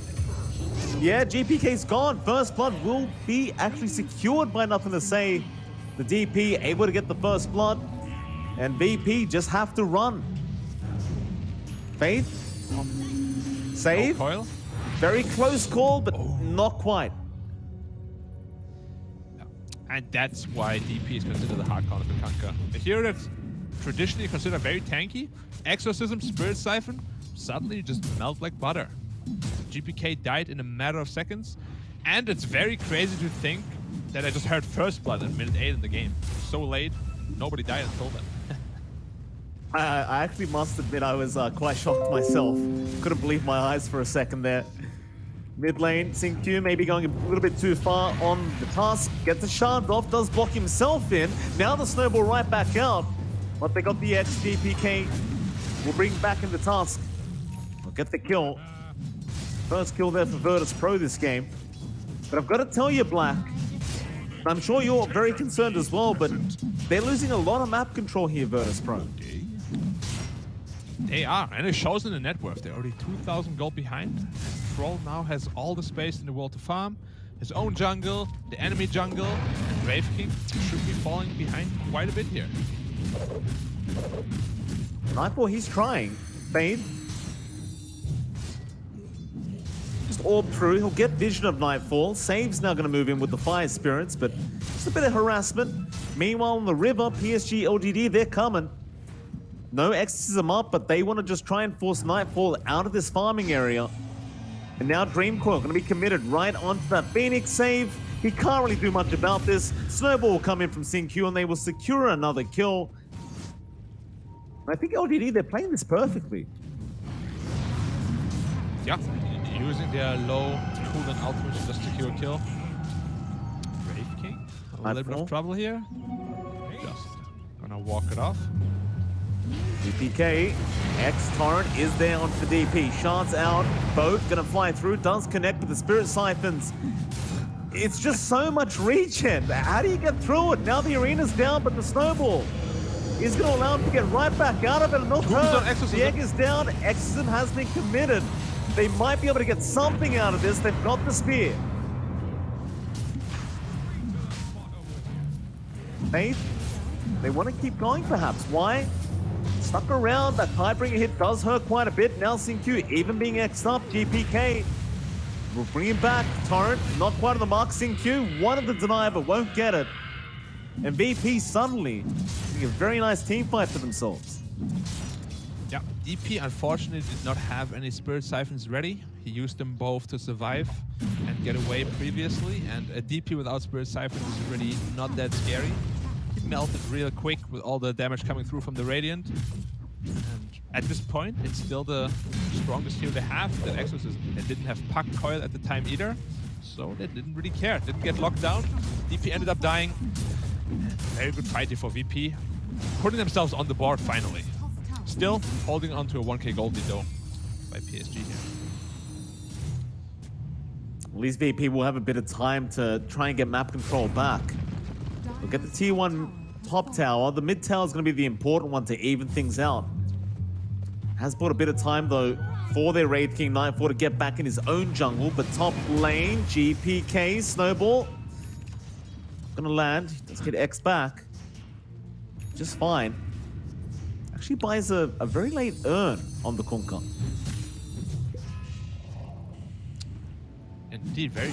He's going for Spirit Vessel still against DP, who already finished up with his Scepter, which she puts to use straight away to get the Regen Rune. But yeah, it's not generally a pickup you see this late. Like, you want to go for an urn or a Vessel really early, so you have some power timings with it, but DP already has a counter on luck. So we have seen another Spirit Vessel today in another series where Void Spirit went for it pretty late and it had absolutely no impact. And it delayed his strong timing. So I'm a little bit afraid that, you know, this Kunkka might be experiencing the same fate here. Yeah, nothing to say, already having the answer with that Yules. Back at the farm now, Arme. Still top of the net worth board. Nightfall though, getting quite close to that Radiance. He does have the Sacred Relic up. So things are moving for VP. In terms of late game scaling, do you prefer the Wraith King? Do you prefer the Troll? Which one do you think has the better kind of mid to late game? So Wraith King versus Troll, I would generally favor the Wraith King. However, I like the supporting cast of the Troll much better. DP late game, an absolute monster. You have the Puck Coil late game that goes through BKB, of course, with that axe, which is just way better than what Radiant have, in my opinion. Mars, Kunkka will not scale as well as DP Puck.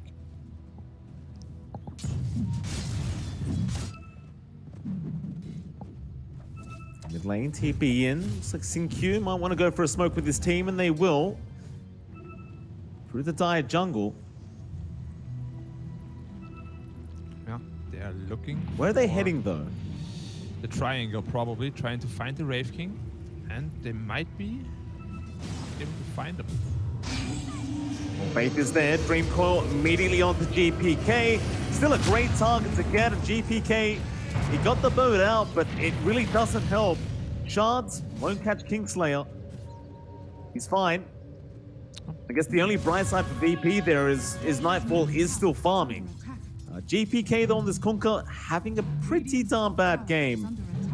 It's not going to feel good falling this far behind on a hero like Kunkka, which hasn't felt strong in the meta at all. Yeah, it's a little unfortunate for him. Like, he had a very rough lane. Now he's just trying to come back by farming a little bit, but getting caught out by the puck with Blink Dagger. I mean, Kunkka is really one of those heroes that if you don't keep on top of the network for a long time, you can just fall off and feel like a glorified support. And I feel like he is, unfortunately, kind of heading that direction at this moment.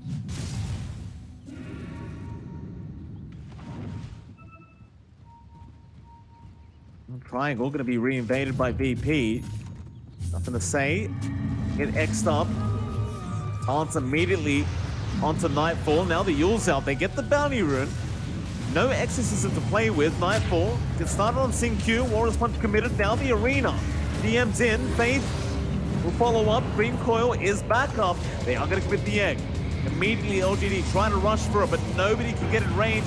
Maybe they can't, no. Save, he gets the full egg off, and that will mean Beat Beyond goes down. Arme, he's gonna try and fight with the battle trance, but the boat does come in, and that should mean they are saved. BP will stand their ground, and Nightfall does get a double kill on the Raid King. LGD overstaying their welcome. Certainly, like, you can't fight this team fight without Exorcism. And they didn't even have Coil at the time either. It was just a massive act by Phoenix here. Radiant's timing coming online at the same time as well. Just a whole lot of overtime burn damage from both of these heroes. Way too much for the Dire side to handle here without that Exorcism and Puck Coil. Like, they need everything they have in order to really fight back VP here. And now, game is back to even suddenly, net worth-wise. Brave King sitting at the top of the net worth very comfortably. Well, that Radiance is really going to start to escalate now on that Wraith King. LGD might feel pressured to start putting a little bit more pressure onto Nightfall. They do, immediate smoke. No, they know he has no It's the ultis are output on down. Brave King. Yep, for quite a long time. If they catch him out here, could be a disaster for them. But he's moving away just in time. Oh, they're actually going for Roshan. Vicky Roshan play. Yeah, always an opportunity, of course, Roche with Troll and pass, especially if you have DP over top of that. Way too fast, way too easy. Go with the test. Arme will take that. Probably wait out that DP ulti to be back up before they group up again. Somebody has to address the top tier 2 situation. Save. Doing a pretty darn good job of split pushing this game. Actually get spotted by Arme either. We're still in the fog. Yeah, see how long he wants to stick around here. Potentially wait for 1 or 2 waves until he pushes out the next one. GPK, Spirit Vessel finally finished. Going into the Heaven's Halberd next. They're gonna go for 2 Heaven's Halberds here, I think. Brave King's also gonna go for 1. And then this Troll is gonna have a pretty hard time fighting into that until he gets his BKB. Which will be quite a ways off. Actually, screw that. He is going for BKB straight after Yasha. Not even finishing his Saint Yasha. I like that call a lot. Because he knows he will need it in order to kill that Phoenix egg. That's certainly a pretty darn good game read there from Arme. I guess they might just wait till the BKB's up before they go for another team fight, LGD.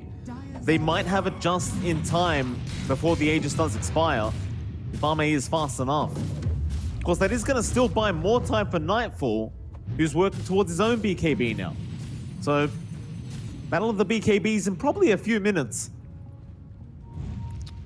You kind of still feel like you might favor VP with all their team fight, assuming they can get the initiation they're looking for. Kind of like last fight. It's gonna come down to this DP. If they can burst down the DP in any way, then they will win a team fight. But I think if DP stays alive with that Exorcism running for the full duration, LGD is gonna claim that team fight. He's also itemizing into a BKB, so all that overtime burn damage will be mitigated, of course. He was scouted. They weren't able to get in range for the X. Yeah, feeling very confident here. Exorcism is back online. Are they gonna try to fight this? I think it's a matter of they know that the troll needs the BKB. Sure, like he is definitely going to be way stronger with that BKB, but I feel like this DP right now, together with the puck coil, can do a lot of damage because they don't have any BKBs on Radiant either. But choosing to play it very conservatively and just split push the bot lane and try to trade towers. Actually not going to commit for that bottom tier 2 though. Yeah, Rather holding on to the DP ulti for now. Yeah. They just want to try to farm their BKBs. DP is about 1,000 gold off, same as the troll. So it makes sense why they would want to just be defensive and use this Aegis to farm up. Dire's top tower is under attack. Mid lane, TP in from saved. He just wants to sit behind DM. A dangerous farming spot there from our Mars. Got it. Gold for my Oh, it's being bought out. It's a very passive game. Only 7-3 to score, 10 kills in total. 1 kill every 2 minutes. Has to be one of the lowest this whole tournament, I believe. Any more passiveness, we might have to start asking you to beatbox, Black. Just entertain the viewers for a bit. Nah, that's a paid service. Sorry, like it is way too good. You gotta pay some bucks to hear that. I can give you some dad jokes though. I'm always open for those. Please don't. Spear out onto the tier 2 tower. Q's gonna go down 9-4. He'll take the kill on the Wraith King. Are they gonna get another Tier 2 tower here for now. free? Like LGD is giving up a Seems lot that of way. their map without any contest. Arme's getting close to the BKB, but it does feel like you are giving up a bit too much. VP now, they control your triangle. Yeah, that they do. And I mean, he will finish his BKB in like 150 gold, and they'll be feeling very confident to fight. But I feel like, you know, giving everything up for free, I mean, at least make it a bit harder for them, you know? Like, make them think about it twice. But now, BKB up, they should be smoking up immediately. Aegis is still there for another 20 seconds, so they won't be able to use that. But I think with those BKBs online, they are looking like in a perfect position to take the next team fight. But you're going to run out of the Aegis in 15 seconds. In fact, make it 10. So you kind of traded the Aegis for the BKB now. You know, it still feels kind of nice with the BKB, 10-second charge, but well, there goes the Aegis. LGD, they are smoked up. They're moving their way through the Radiant jungle. They are going to see GPK in the mid lane. Yes, Snowball no BKB. immediately in. GPK does not have one. He gets shotted up though. Arena is down from DM, and the egg is going to be there right outside the arena. Nobody can focus it down. LGD going to have to back off for a bit, but now they can go right back in without GPK being up. It's going to be a nice, easy team fight for LGD. GPK doesn't want to buy back. Nightfall, he's going to be forced to BKB himself. Now the buyback's there for DPK. They're going to try and turn this one around. Nothing to say, they already kill off DM. Back on Arme though, he did not get the battle trance off in time. Now DPK kills off Q, and they want more VP. They make it work.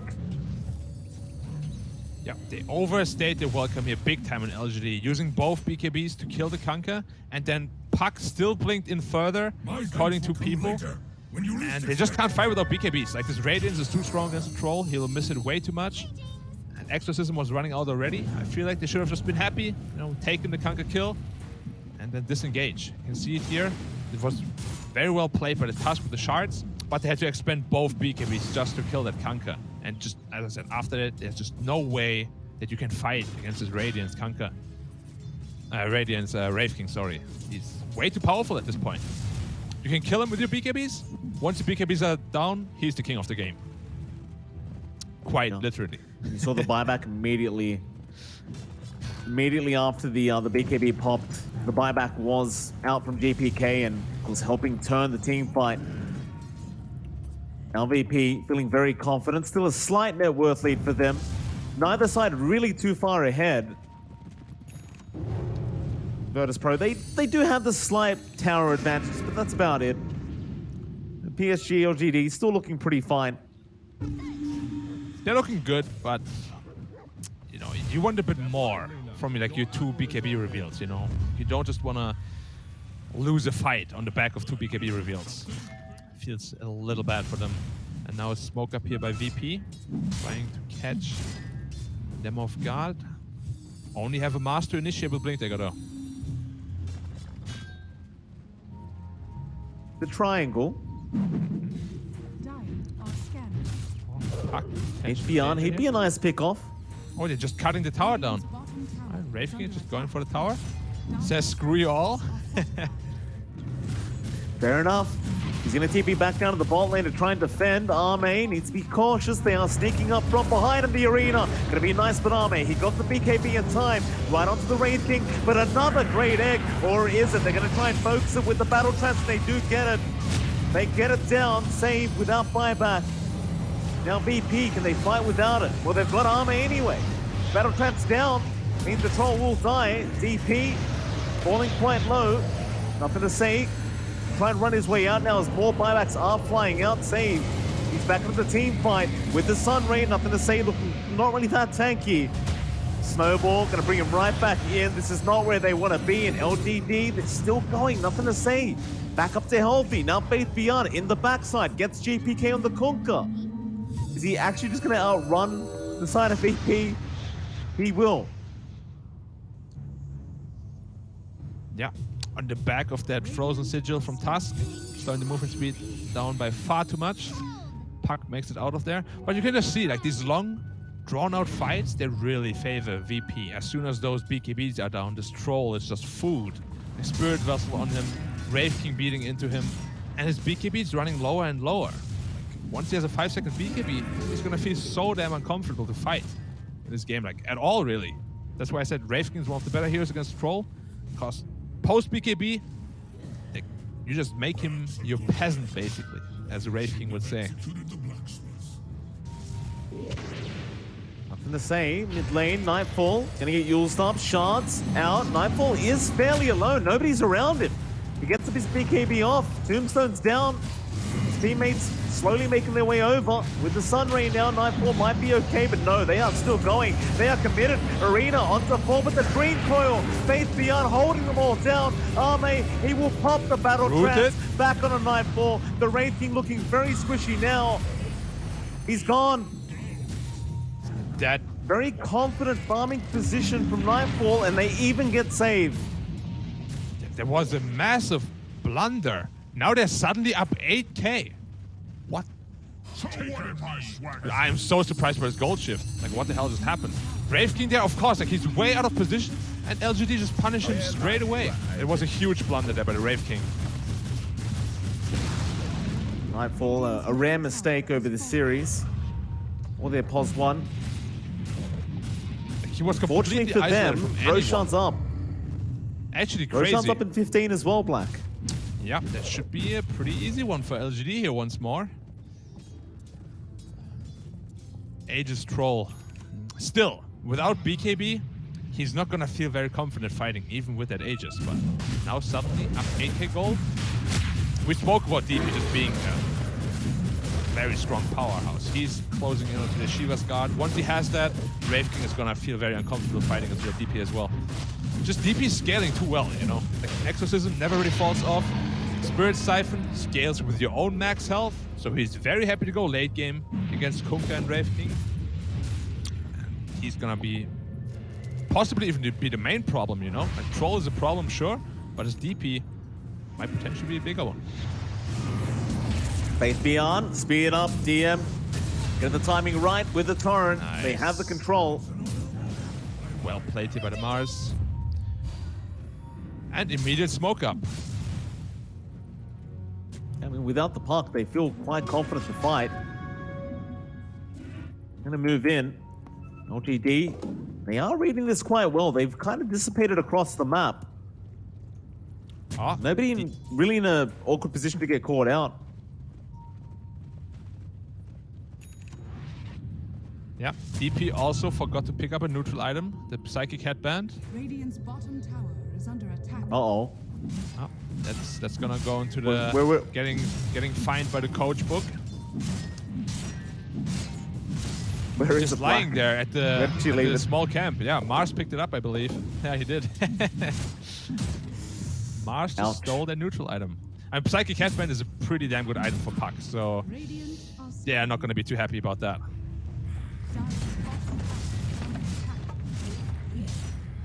Nightfall back down to that bot T1 tower. He's still pretty darn strong in the Wraith King, still the highest net worth hero. Radiant's top tower. LGD though, smoking up through the Radiant jungle. Went straight into GPK. This Honka, he's had such a hard time this game, and it's not going to get that much easier. He just gets bursted down so darn quick by LGD.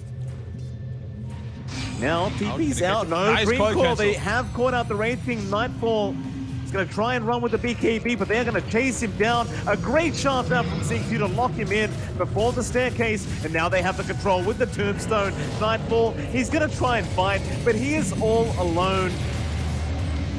They even whip him before he dies. So fast. I like this itemization, but nothing to say. He's going into his own AC to counter the Wraith King's AC, completely nullifying the effect of it. Much better than the Shivas got this game. Like, they're making very smart item decisions here on the PSG side. Now with that Exorcism up, they're trying to threaten high ground. He has no buyback on the Wraith King for a full minute. Without Wraith King, it's going to be incredibly difficult to really do anything here. They might lose one side, potentially even not two, because they still have all the different towers. Solar Crest even going to be there from Y. Just really speed things up here for Arme. Machine gun troll. Great support, even salves him up. Should do it. Easy kickoff there for the troll. Experience the Rex Oh, though. Spear is there, DM. Locks him down. Sunray, it's doing a lot of damage. Does force the BKB usage out of Arme. LGD immediately out of there now. 13k net worth lead, and Black, might I add, your sound effects, amazing. Thank you for that. Oh, you like him? Dude, there's a whole lot absolutely. more where those came from. Please. In fact, I kid you not, I was very popular with my teammates for all the sound effects I always made after the games. Or sometimes even during the games. Is that right? Yeah, absolutely loved it. I can't believe I'm Valve sure they approached did. me to be, you know, the special effects master. Neither can I, Black. Your sound effects are impeccable. I couldn't tell the difference for a second there. Exactly. I thought it was in game. Yeah, it's just my power. Like, I have the talent to have only useless talents. That is my talent. Age is gonna be reclaimed here in 50. So they might potentially be looking for one more fight with it, but probably not. Just wants to farm up as a Abyssal Blade. Now Troll took over top net worth spot. Filthy rich on him.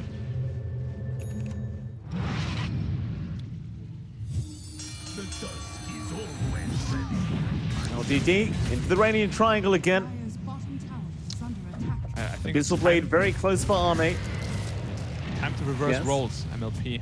How do they come back into this game, VP? Oh. You know, I don't know. I'm looking at Nightfall. Obviously, it's kind of on his shoulders, right? Get a bit more farm. Abyssal Blade, kind of nice. But you know what I'm thinking, Black? Aghanim Scepter Divine Rapier. That's what I want to see from Nightfall. Aghanim Scepter Divine Rape. I dig it. I would love to see it. So hopefully we will. But you just saw like how fast he dies under the Spirit Siphon and Exorcism. Like, this DP is a real problem, but you can't just ignore the Troll either.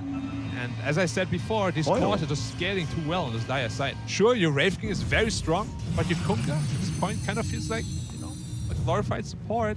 And so does Mars. They offer a little bit of disable here and there, but no damage whatsoever. They're gonna have huge damage problems in the next team fight. All on Phoenix, all on Wraith King. I mean, DPK is basically just a walking boat at this point. X is kind of nice as well, and that's it. Yeah. That's why we don't see Kunkka Rough. played more. It's just, he can be really damn underwhelming if he doesn't have a great game. You know what I'm really afraid about, Black? What's that? I've been saying this to John for a while as well, but I feel like Tinker's due for a buff, and it scares me a lot. To go back into that very boring, slow, but no, don't stick up the Tinker. In fact, hold that thought, because in the triangle, they are going to go in onto DM. In fact, they found Kingslayer as well. DM is going to try and fight back with his BKB, but Arme has the control with the ensnares, just locking him down. He drops the arena to at least buy some more time for his team, but nothing to say is getting to work, getting the job done. Egg going to be committed. Nightfall going to try and protect it. Nothing to say, just getting it down with Arme, and now the battle trance is there onto the Raid King. He will lose the first life and more than likely the second, as he has nobody around him. He'll try to TP out, but the Walrus Punch is there in time. Yeah, LGD, making it they look got very high easy. ground again. Yeah, PSG just know that they have no damage right now to deal with them at all. Wraith King has a buyback, so does Phoenix, and they're gonna use it to, kind of push him back a little bit, maybe. Maybe they're not even gonna be scared enough to go back. Troll still hitting the tier 3 tower. Oh, it's falling so damn fast, man. My experience to slow it down a little bit. Arme breaking his arms with the attacks that are so darn fast. He'll leave, and Black, if we could go back to the previous conversation now, you were saying, I brought up the whole Tinker issue that I'm seeing here. Yeah. How are you feeling about it? I'd argue Tinker is already too strong in games where he's good and too weak in games where he's like a very delicate hero to balance, right? Like if you buff him more, then in games where he's already strong, he's gonna be absolutely ridiculous. Yeah, you gotta be careful when you walk down that line of balancing that hero. Like, I don't want to have a hero that can just defend high ground in all towers indefinitely and also be a huge, team fight contributor. Don't want to have that back. Tinker should be a situational pick. And right now, I think he is. It's just people are afraid of, experimenting with him. But I think he has his place in Dota already. Well, there you have Ice Frog. If you are listening, Black, a professional player for Dota 2, don't buff him, just nerf him over and over again. Don't nerf him either. You don't want listen to Tinker haters. Just leave him be. Wait until he gets picked a little Just and competitive, maybe. See some strengths and weaknesses. No. Now, don't nerf Not go him. too far. Don't nerf him. Just delete him. Much easier. Saves you the time. Lathian, oh, this could be a big team fight. LGD, they get the Dream Coil. They've caught 3. Arena down. Sunray boat, everything being thrown out, but they have so many enemies surrounding them in this arena. Nightfall, he just can't hit anyone right now. Egg is finally down, but they're going to have plenty of time to take it out. Now DM, he is still trapped up by the shards. He is gone. 30k gold lead now. And that's it, the GG. GG is called. They call it. A very uneventful game, unfortunately. Like, the draft was heavily favoring Psg.lgd, and they didn't really ever drop the ball. Wraith King was very far. Hi, this is Lorenzo from Dota 2 Pro Games. On this channel, every day, we upload Dota games from pros like Arteezy, Paparazzi, Miracle, and many more. If you want to play like them and understand their secrets, consider subscribing to this channel. You will increase MMR in no time. Also, liking this video is free and will help me bring you more and more content. Enjoy the game. Thanks. But that's what they've got, and with that, of course, Black, we are going to head over to the panel and see what they had to think about this whole series in general. Thank you so much, MLP and Black. And indeed, Psg.lgd is looking absolutely dominating. This second game, they take the series here with Tsunami and Gods. And here to break down the game, we had higher expectations from Virtus.pro, but at the same time, I think Psg.lgd, Neil, they overperformed this series, I feel like, compared to what we were expecting.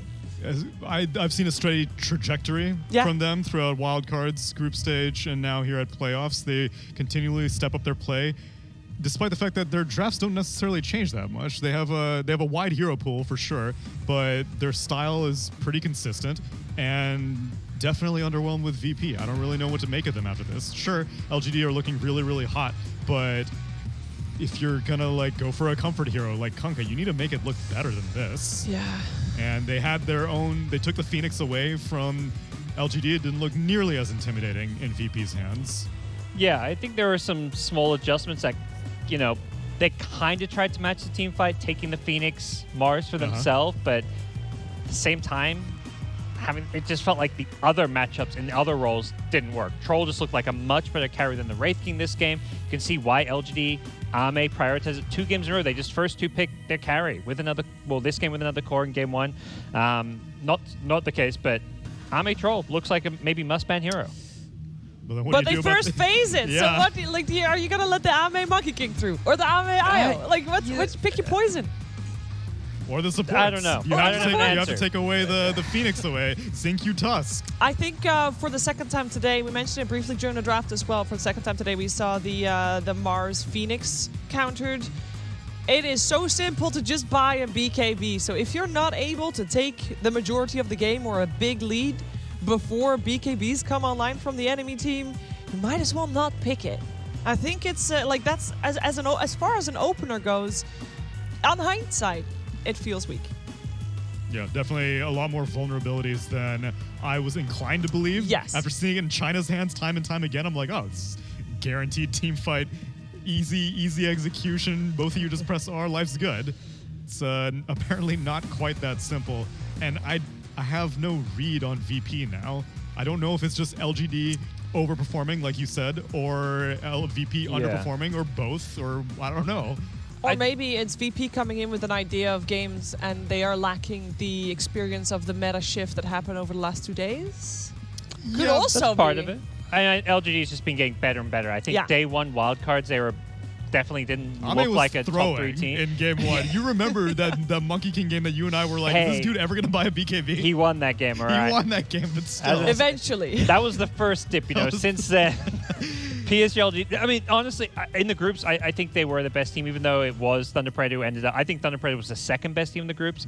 LGD, yeah, they finished second, but they didn't care about those last 2 games. They were just experimenting, trying some different stuff. The way they played Dota, the way they were winning, closing out games was just really impressive. And they're going to be a scary matchup for Team Secret.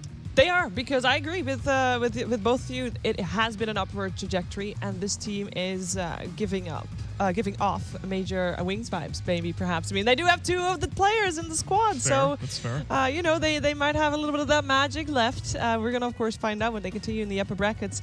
But first, with this series done, with this game done, who would you vote for as MVP? There's so many options. There's a lot of people playing really well. I do want to point out the positioning of some of the tombstones. It's superb.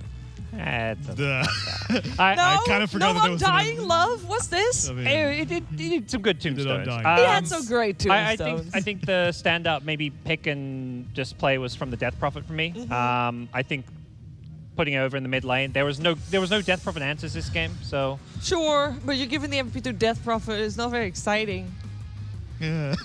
Do you really want to? Yeah, do you really want to give sure. it to nothing? I to vetoed say? the Undying. You can veto the Death Prophet. So I Neil, wanted to who give is it to Ame. I wanted to give it All to right. Troll Warlord. Okay, They I'm first okay with phased that. There we go. He makes that hero looks like the For sure. next top tier carry. First phase, I only thought Monkey King was worthy of first phase.